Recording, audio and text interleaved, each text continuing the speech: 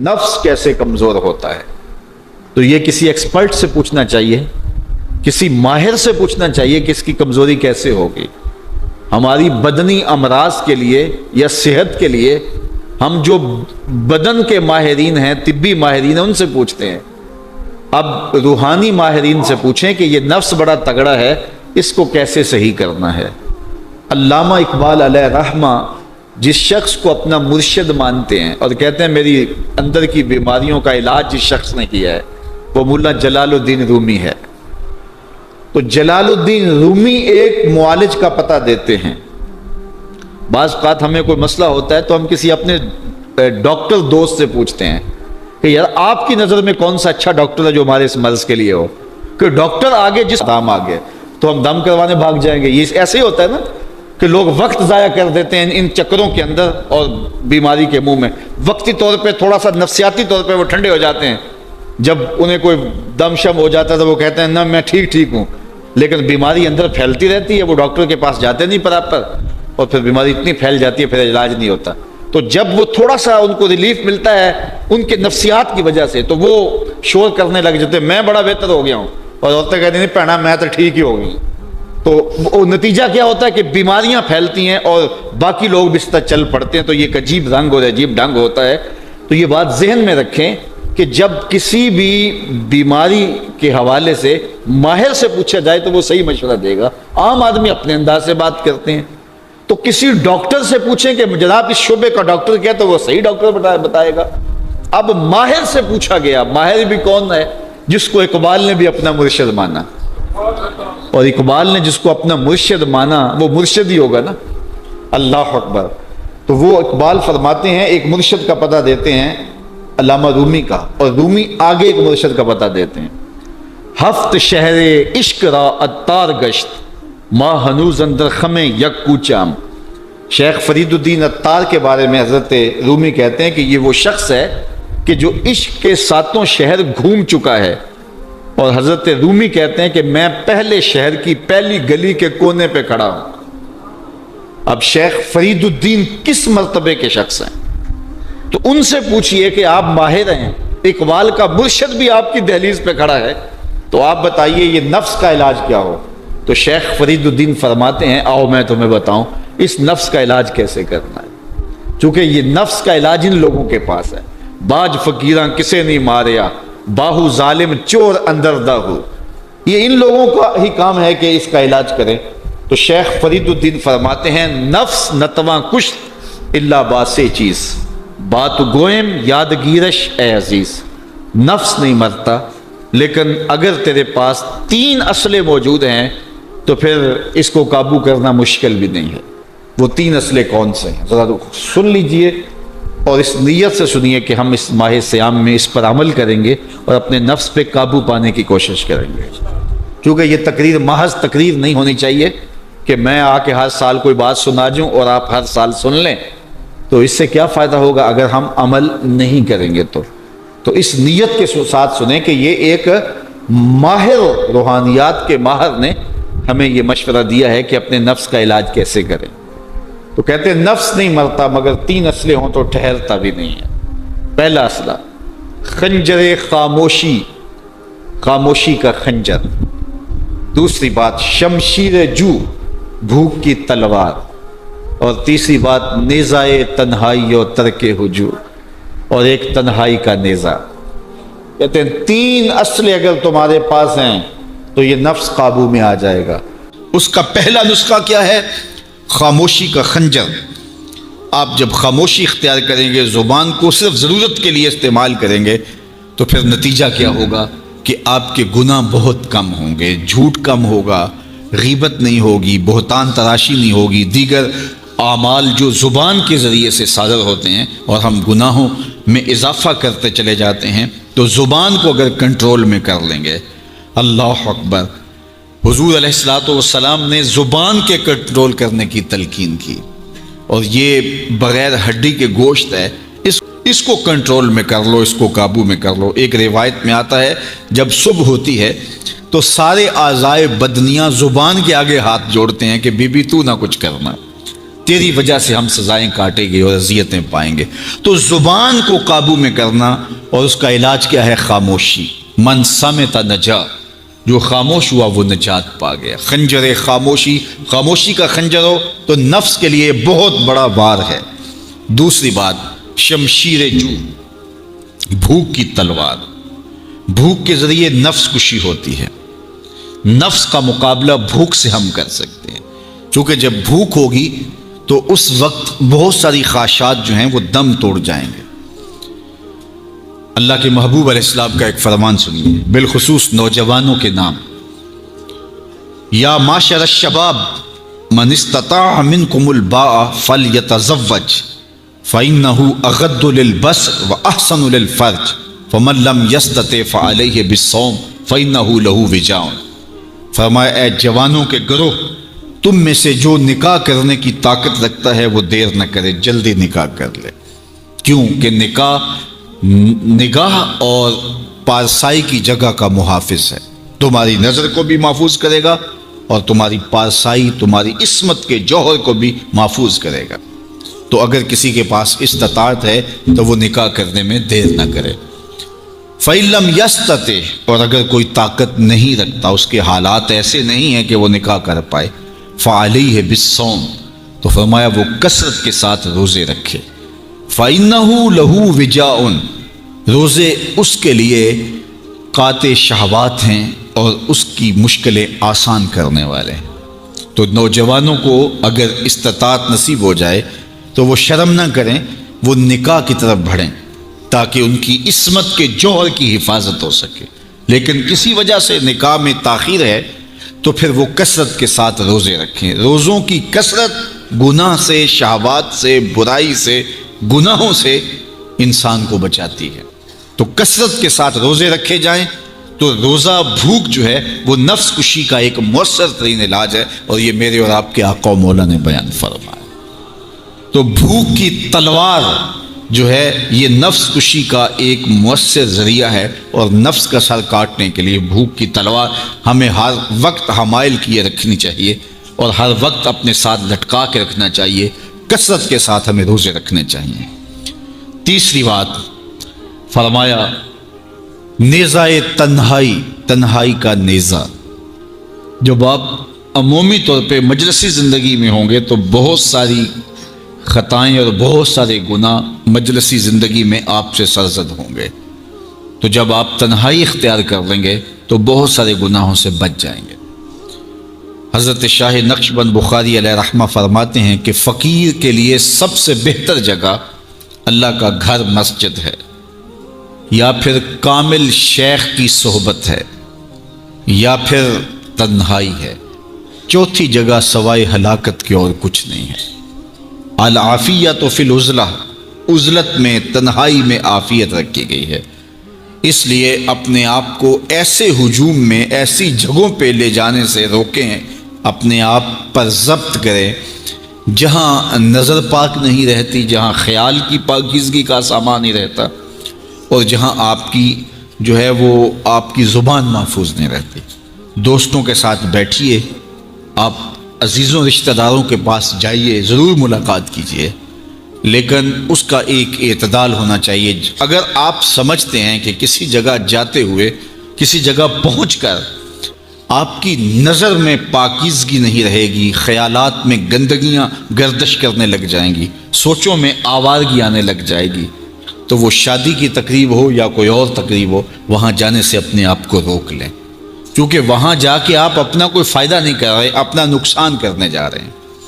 تو جہاں آپ کو یقین ہو کہ آپ وہاں اپنے آپ کو بچا نہیں پائیں گے، اپنی حفاظت نہیں کر پائیں گے، تو وہاں سے تنہائی بہتر ہے، وہاں سے عزلت بہتر ہے۔ تو یہ تین چیزیں ہم اگر کر لیں تو یہ نفس کشی کا ایک مؤثر ذریعہ ہے۔ اب ماہ سیام کے اندر اللہ تعالیٰ یہ تینوں چیزیں ہمیں نصیب کرتا ہے۔ اچانک انسان کا دل کسی چیز پہ آ جاتا ہے، یہ انسانی فطرت ہے، تو اس پہ پکڑ نہیں ہے۔ صوفیہ کہتے ہیں کہ تمہارا دل اتنا صاف ہو کہ تمہارے دل میں یہ بات بھی نہ آئے، غنا تمہیں نصیب ہو جائے، لیکن اس کے باوجود ہم بشر ہیں، کمزور ہیں، تو کسی شخص کے پاس کوئی چیز دیکھی اور للچا گیا دل اس کی طرف، اور پھر اس کو حاصل کرنے کے لیے کوشش میں تردد میں لگ گیا. دل میں خیال بھی آتے ہیں، وسوسے بھی آتے ہیں، اور ایسی ایسی خواہشات جنم لیتی ہیں کہ انسان خود اپنے پہ ہنستا ہے. لیکن ایسی خواہشات جس کی اتباع میں چل پڑا، جس کی خواہش میں چل پڑا، تو یہ ہلاک کر دینے والی چیز.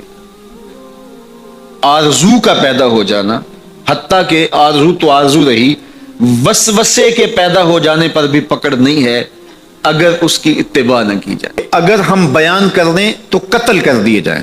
اتنا غلیظ خیال بعض اوقات انسان کے دل کی تختی پہ آتا ہے، دماغ کی سکرین پہ ابھرتا ہے. تو فرمایا کہ تم کیا کرتے ہو؟ تو انہوں نے کہا کہ ہم اس کو جھٹکنے کی کوشش کرتے ہیں.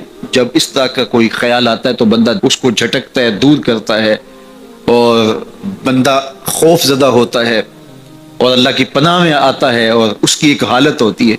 تو اس حالت کا انہوں نے ذکر کیا کہ ہم تو پھر یہ کرتے ہیں. تو فرمایا کہ ذالک صریح الایمان، یہ تمہارے واضح ایمان کی علامت ہے کہ اس وسوسے کے بعد جو تمہاری طبیعت میں بے چینی اور بیزاری پیدا ہوئی، اور اس کو دھکیلنے کے لیے، اس کو خیال سے ہٹانے کے لیے، اس کو تصورات سے دور کرنے کے لیے جو تم نے کوشش کی، یہ تمہارا ایمان تھا جو کھڑا ہوا، اور تم اس سے بچنے کی کوشش کرتے ہو، تو یہ تمہارے ایمان کی علامت ہے. تو خالی وسوسہ اگر کتنا ہی غلیظ کیوں نہ ہو، اگر اس وسوسے کو خیال کا حصہ بنا کے اس سوچ کو لذت کا سبب نہ بنا لیا جائے، حتیٰ کہ غیر محرم کے اوپر آپ کی نظر پڑ گئی، تو فرمایا النظرۃ الاولی لک والثانیۃ علیک، جو پہلی نظر تجھے حاصل ہوئی تو وہ تیرے لیے ہے، لیکن اگر تو نے نظر کا تتبع کیا اور پھر تیری نظر نے دوبارہ پیچھا کیا تو وہ تیرے اوپر وبال بن جائے گی. تو خواہش کا، وسوسے کا، اور کسی ایسی چیز کا دل اور دماغ کی سکرین پہ ابھرنا اور خیال پیدا ہو جانا، یہ کوئی بات نہیں ہے. انسانی زندگی کے اندر کتنے ہزار خیالات جو ہے وہ انسان کے دماغ میں جو ہے وہ پیدا ہوتے ہیں، اور پیدا ہو کر کے مٹتے ہیں، پھر نئے پیدا ہوتے ہیں. کبھی بھی انسان کا دماغ خالی نہیں رہتا، ہر وقت سوچتا ہے. آپ اگر یہ طے کر لیں کہ میں کچھ نہیں سوچنا، تو یہ سوچ رہے ہوں گے کہ میں کچھ نہیں سوچنا. یہ کبھی ہو نہیں سکتا کہ آپ کا دماغ ہو اور اس کے اندر جو ہے وہ کوئی خیال نہ چل رہا ہو. ہزاروں لاکھوں خیالات کا ایک ہجوم گزرتا ہے. تو انسان کا دل، دماغ اس طرح بھاگتا ہے. آپ اچھے لوگوں میں رہیں گے تو خیالات پاکیزہ ہوں گے. دیکھیے، آپ گندگی کے ڈھیر سے گزر رہے ہوں گے تو خیالات اسی طرح کے ہوں گے نا. اور اگر پھولوں کی روش سے گزر رہے ہوں گے، صحن چمن سے گزر رہیں گے تو خیال اس طرح کے ہوں گے نا. آپ جو ہے وہ کسی بازار سے گزر رہے ہوں گے تو خیال اس طرح کے ہوں گے، اور مدینے کی گلی سے گزر رہے ہوں گے تو پھر خیال اسی طرح کے ہوں گے نا.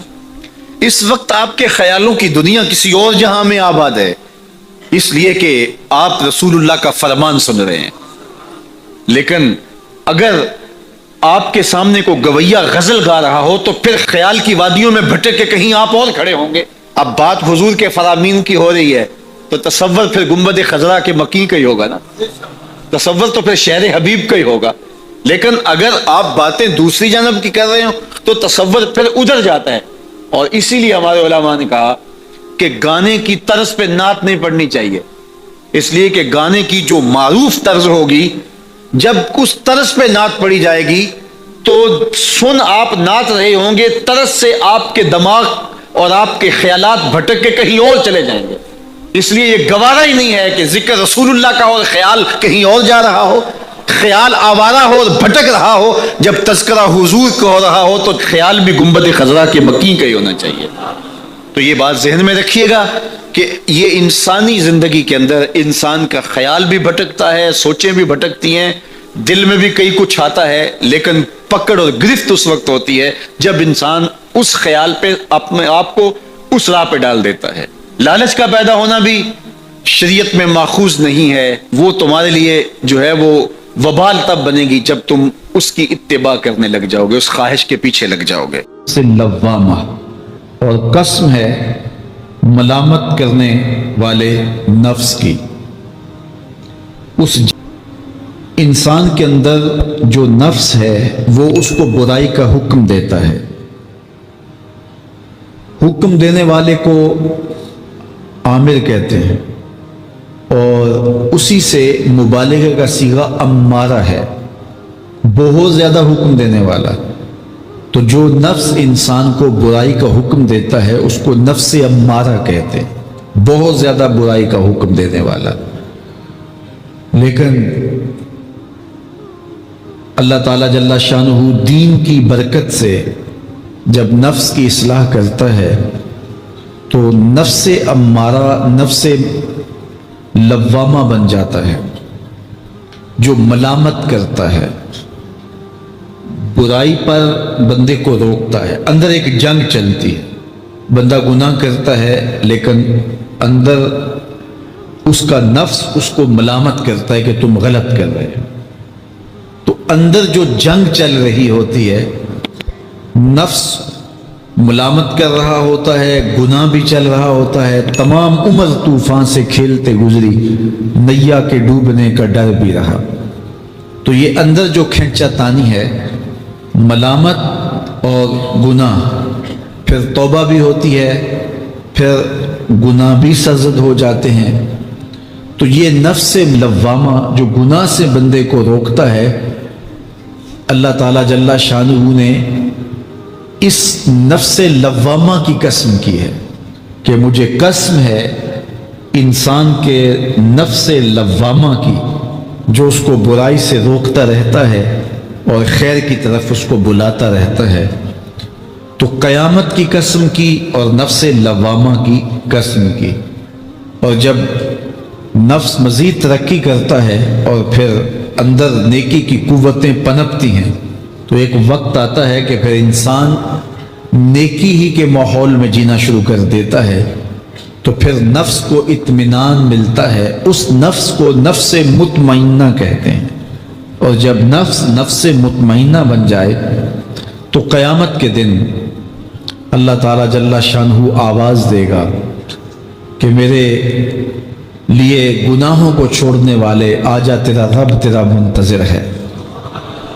سورہ الفجر میں ارشاد فرمایا، یا ایتھا النفس المطمئنہ ارجعی الی ربک راضیۃ مرضیہ فادخلی فی عبادی وادخلی جنتی۔ اے نفس مطمئنہ آجا، تیرا رب تیرے پہ راضی اور تو رب پہ راضی، میرے بندوں میں داخل ہو کے میری جنت میں داخل ہو جائے۔ تو اللہ تعالیٰ ہمارے نفس کو نفس مطمئنہ بنائے۔ تو نفس لوامہ بھی غنیمت ہے، جو گناہ پہ ملامت کرتا ہے۔ تو اللہ تعالیٰ جل شانہ نے قیامت کے دن کی قسم کی تو ساتھ نفس لوامہ کی بھی قسم کی۔ قسم تو کوئی بھی کرے تو سننے والا متوجہ ہوتا ہے کہ یہ جو قسم کی جا رہی ہے تو یہ کسی عنوان کی اہمیت کو بیان کرنا مقصود ہے۔ تو پھر قسم اگر رب کرے تو پھر سمجھنے کے لیے کافی ہے کہ وہ کتنا اہم مضمون ہوگا جس پہ میرا رب ہو کے قسم کر رہا ہے۔ تو قیامت پر اللہ تعالیٰ قسم فرما رہا ہے تاکہ اس کا قسم فرمانا اہل عقل کے لیے کافی ہو کہ اس کے اس بات کے لیے اس سے بڑی کیا دلیل ہو سکتی ہے کہ میرا رب اس پہ قسم کر رہا ہے۔ اَيَحْسَبُ الْإِنسَانُ أَن لَّن نَّجْمَعَ عِظَامَهُ۔ اللہ تعالیٰ ارشاد فرماتا ہے کہ کیا آدمی یہ سمجھتا ہے کہ ہم کبھی بھی قائم نہ ہو؟ تو بے لاگ احتساب کا وہ کبھی بھی رواج نہیں پڑنے دیں گے۔ جو لوگ آخرت کے تصور کو جھٹلاتے ہیں، ان ساری قوموں کو دیکھ لے جنہوں نے آخرت کو جھٹلایا، وہ قومیں ہیں جو برائی میں لت پت تھی اور گناہوں بھری زندگی بسر کر رہی تھی۔ اب ایسی قومیں کبھی پسند نہیں کرتی کہ کوئی آخرت بھی ہو جس کا خوف انہیں گناہوں کی اور بدیوں کی زندگی سے نکالے، چونکہ وہ اس زندگی سے نکلنا ہی نہیں چاہتے، تو آخرت کا وہ ڈٹ کے انکار کرتے۔ قریش مکہ نے بھی آخرت کا ڈٹ کے انکار کیا، اور کہا کہ ہم آخرت کو نہیں مانتے، چونکہ اگر وہ آخرت کو مان لیتے ہیں تو پھر زندگی کی تمام تر مکاریاں، دجل و فریب، تلبیسات، لوٹ مار، ظلم و جبر جو کمزوروں پر وہ روا رکھے ہوئے تھے، اس کا جواز باقی نہیں رہتا تھا۔ تو اس لیے انہوں نے اس کا ڈٹ کے انکار کیا۔ قرآن مجید کی جتنی بھی مکی صورتیں ہیں ان میں آخرت کا اثبات کیا گیا ہے اور معاد کو ثابت کرنے کے لیے دلائل دیے گئے ہیں۔ یہ سورہ القیامہ یہ بھی سورت نزول کے اعتبار سے مکی ہے۔ سورت کا آغاز قسم سے کیا جا رہا ہے، لا اقسم بیوم القیامہ، روز قیامت کی قسم یاد کرتا ہوں۔ اللہ تعالیٰ نے قیامت کے دن کی قسم کی۔